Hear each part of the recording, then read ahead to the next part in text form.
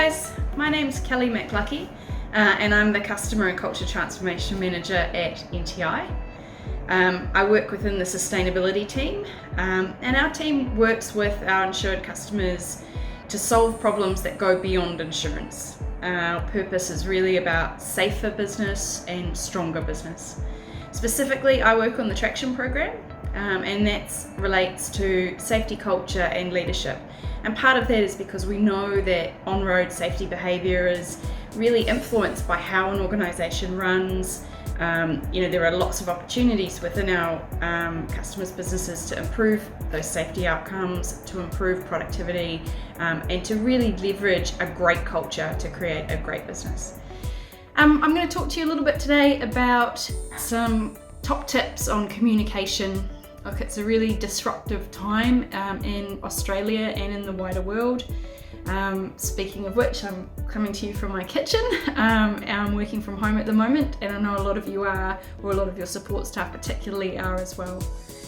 Comms is really, really important now in our industry more than ever. We're working in a time of unprecedented change. That creates a lot of challenges for transport and logistics operators in an industry that was already pretty challenging and as it was. Look, I know that for many of you running your businesses, you've got 24/7 operations, you've got multiple depots, you've got a really diverse workforce, and being able to take all that into consideration and still respond when the rules are changing, the conditions are changing, borders are closing, and hopefully one day soon borders are reopening. It means that communication more than ever is critical to how we run our business and a key to success. So as part of helping you guys out, I'd like to give you 5 just really simple, practical top tips. I've worked with over 6,000 operators in New Zealand and in Australia and their staff. And look, I've seen how challenging it can be, but I've also seen some of these things that can really, really work and make a big difference in helping you guys with communicating with your staff and your customers and keeping the business running smoothly. So I just want to share some of that with you today. So look, the first thing I want to talk about is the changes in the operating environment, and I guess how as humans we're probably going to respond to that. If you think of change like a rubber band that's in the world of lockdown and the COVID restrictions, we've been really stretched into this new different shape, and we've had to find new ways of working, we've had to find new ways of coping with it. Once those restrictions start to ease, the risk is that we kind of spring back and we go back into the shape that we were in before. But the challenge of that is the risks are still there. It's still really important to keep our people safe, and the operating world has likely changed and we're going to need to change with it. But yet our human reaction is to go back to what's comfortable and what's worked for us in the past. And so one of the ways that you can tackle that as a business leader is really looking at how you communicate with your team and the tone you sort of set with them. And so some of these tips hopefully will help you to overcome that challenge.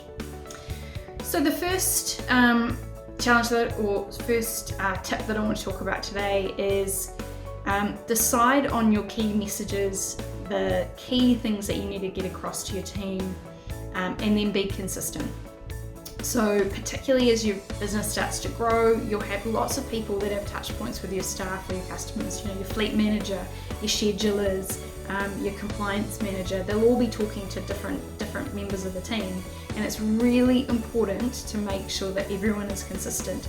So the best way you can do that as a management or a leadership team is decide what those key messages are.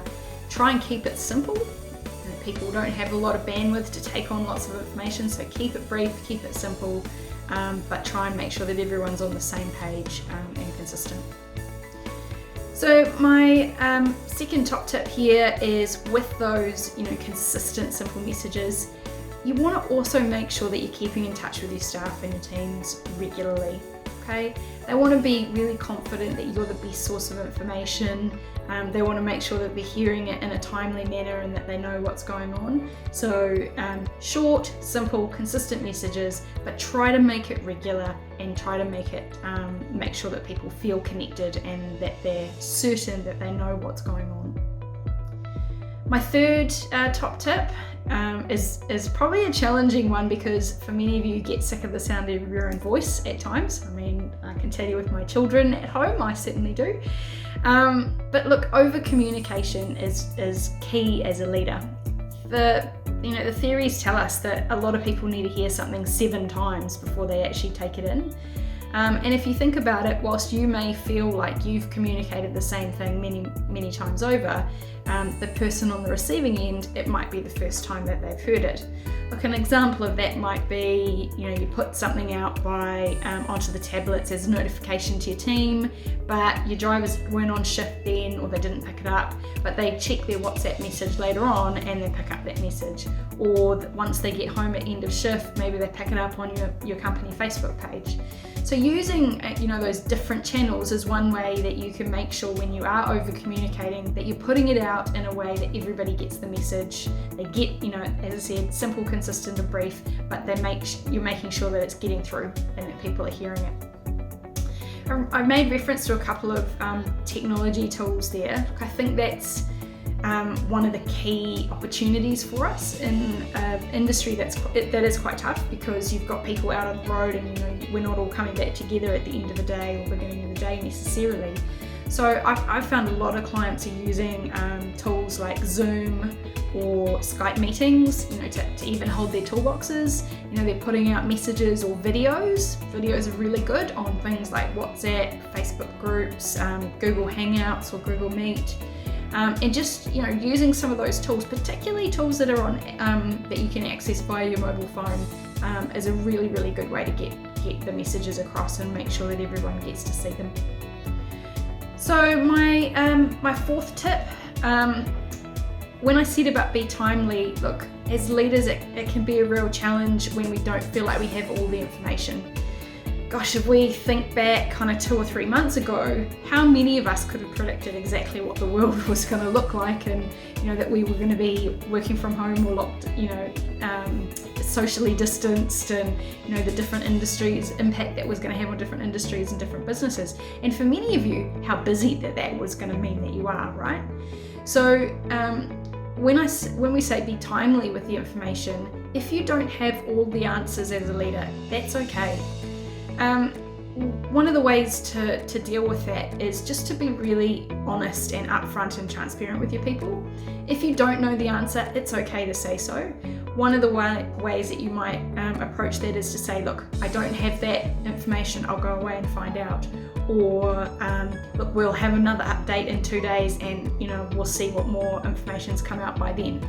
So it gives people confidence that even if you don't know the answer, you'll either find out or you'll make every effort to keep them updated, so when that information comes through, that you'll be passing it on and they'll stay informed. So that takes us to my 5th top tip, and guys, this is the most critical thing in all of these, and that's to listen. Communication is a two-way street, right?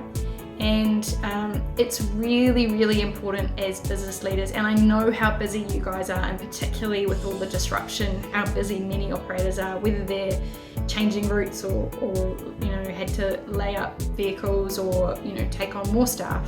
I know you're busy, but taking that time to listen gives you an opportunity to get feedback from your staff.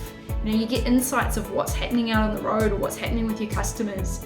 It sends your people a message, we're all in this together and I care about you. It helps them feel connected, it helps you feel connected to them.